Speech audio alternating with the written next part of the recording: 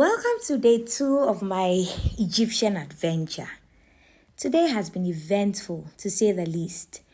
We set off bright and early from the Fairmont Now City Hotel at 8 a.m., heading towards Mount Sinai and St. Catherine's Monastery.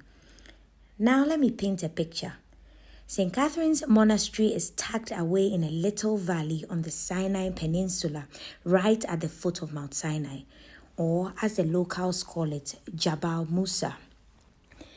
This place holds so much history. According to Christian, Jewish, and Islamic tradition, this is where Moses spoke with God, receiving the 10 Commandments.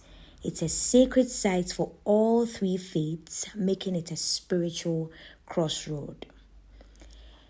There's a bit of a debate though.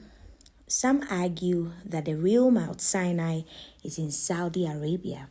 But hey, we're here, and this whole region is steeped in Exodus history. The journey here was unlike anything I've experienced before. We made several stops, and I mean several. There were more than 10 security checkpoints along the way. If you're worried about safety, let me assure you, this route felt incredibly secure. It would be very difficult for anyone to play funny games on this road. The security presence was both comforting and impressive.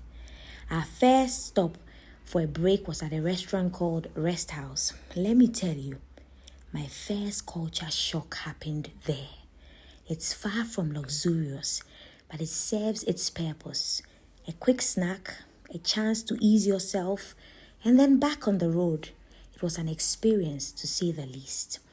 As we traveled further, all we saw were vast deserts and towering mountains. It really makes you think. Imagine Moses and the Israelites wandering through this rugged landscape. We are now at the St. Catherine's Plaza Hotel, which is just at the base of Mount Sinai. Speaking of accommodations, let's just say Jabal Musa isn't for the faint of heart. It's definitely not luxurious, but when you're in a group, you can laugh it off and make the best of it. Now here's the plan. At 2 a.m. tonight, we'll start our climb up Mount Sinai to catch the sunrise, just like Moses did. It's a 3-hour trek in the freezing cold. Yes, you heard me, freezing. Temperatures here can dip as low as 3 degrees Celsius. So if you're planning a trip, make sure to pack warm clothes. Here's the thing about me. I've always been fascinated by the Bible, maybe more than the average person. So being here, walking where the Israelites might have walked and experiencing the terrain, it brings the scriptures to life in ways I can't even describe.